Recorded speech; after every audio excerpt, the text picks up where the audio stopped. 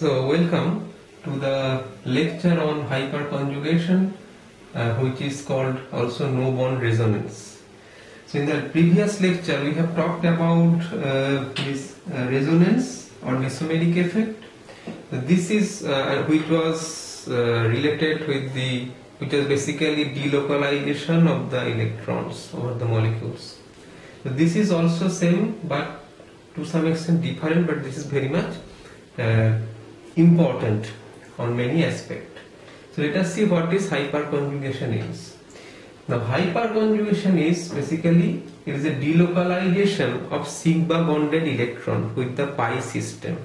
So if there is a pi system and there is a hydrogens which is in the adjacent carbon of this pi system, which is called actually the alpha carbon. So if there is a hydrogen linked with the alpha carbon, which is called, that means it's the alpha hydrogen, then this CH sigma bonded electron will come into the delocalization or come in conjugation with the pi system. So the criteria for hyperconjugation is it must have pi electrons or pi bonds, and it also have alpha hydrogens. So we can have such a type. The hyperconjugative structure is shown in such a way by this double-headed arrow like resonance. So this CH bond is broken and it is so conjugation type of things. So this is delocalized, this CH sigma bond, that electron now in conjugation with the pi electrons. So we have this kind of structure. Each of these structures will be called hyperconjugative structure, and this event is called hyperconjugation. Now as this is CH bonded electron is involved in this hyperconjugation, so in this hyperconjugation structure you can see there is no bond between C and H, although this H plus is not leaving the molecules, it is within this molecular framework. So that is why, so this kind of structure is no bond structure. So that's why this is called a no bond resonance. Remember, this does not mean this H plus is liberating, so it is exerting acidity. No, not at all. So this is already, this is in touch with this molecule and not at all released from the molecule. So that's why this is called no bond resonance. Now what was the, if you look at the history or origin of this hyperconjugative effect, it is the Baker and Nathan, these two scientists made some kind of experiment on the reaction of this benzylic bromide with pyridine. This is the pyridine. Now pyridine is nucleophile, it will react with this CH2 center to remove this pair. So this will make an adduct, this kind of adduct product. So when he was experimenting by varying this R, that is the alkyl group, so methyl, ethyl, isopropyl or tertiary butyl. From the concept of inductive effect, if you remember, the tertiary butyl group has the most strongest plus I effect, then isopropyl, then ethyl, then methyl. So logically, because it's a nucleophilic system, so if it is this SN1 reaction, this is plus charge will generate, and if it is SN2, then is also a carbocation kind of, or later is called a delta plus character in this system transition state, that should be stabilized by the stronger plus I effect group in this position, or although it is far away but still it can exert some electron donation. So it was observed that the actual rate of the reaction was just reversed, not following this series of plus I effect trend. So which forces Baker and Nathan to predict some other kind of effects which is not at all like a plus I effect or inductive effect.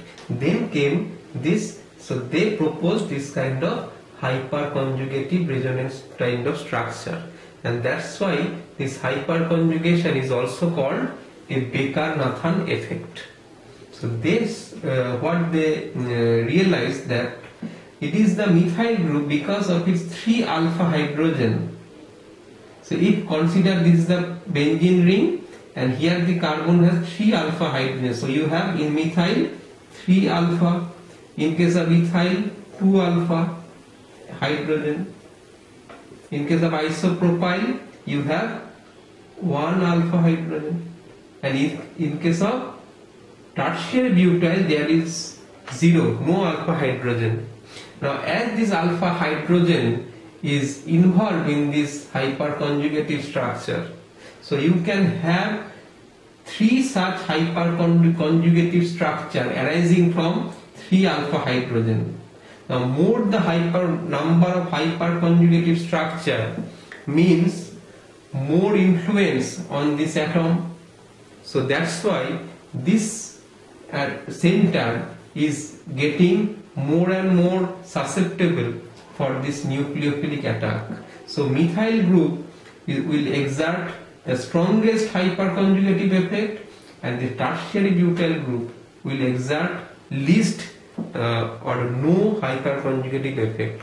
As there is a delocalization of the electron, definitely their effect will be much higher compared to the inductive effect because it is far away from this reaction center. So basically no influence from the inductive effect will exhibit here. So that is why from Baker and Nathan give this kind of evidence by this reaction kinetics, and this effect is also called a Baker-Nathan effect. Now through various there are different kind of hyperconjugative structures. Depending on this kind of structure we have 2 type of hyperconjugation, one is isovalent hyperconjugation, another is sacrificial hyperconjugation. If there is no charge or odd electron in the developing hyperconjugative structure, but the number of covalent bonds is same, then it will be called an isovalent hyperconjugation because they are having same number of covalent bonds. On the other hand, if there is charge separation, like in this case happened, is there is charge separation and fewer number of covalent bonds. If you see here 1, 2, 3, 4, we are considering only the delocalized part, and here 1, 2, 3. So that means here a charge separation happens and fewer number of covalent bonds is in the hyperconjugative structure. In this case this will be called sacrificial hyperconjugation. Now when we talk about these intermediates like carbocations, carboanions, radicals, we'll see a huge effect of this hyperconjugation on their stability and thereby the rate of reaction, because these intermediates are very important to decide the rate of the reaction and also on the kind of reaction. That's why this hyperconjugation effect is very important. Just have a look. We'll talk in detail in the application part, but let us have a look. Suppose you have a CH3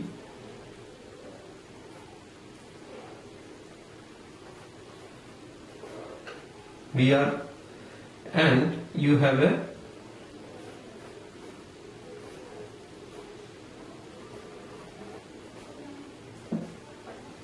and also you have CH3 CH2 Br. So better we call it, these are primary and these are tertiary. So you have CH3 CH3 CH3. If all of them undergo some kind of SN1 type of reaction. So they will, so Br will remove from here, and what will they produce? They will produce a carbocations. From the first one, it will be a methyl carbocation. From the second one, it will be an ethyl carbocation.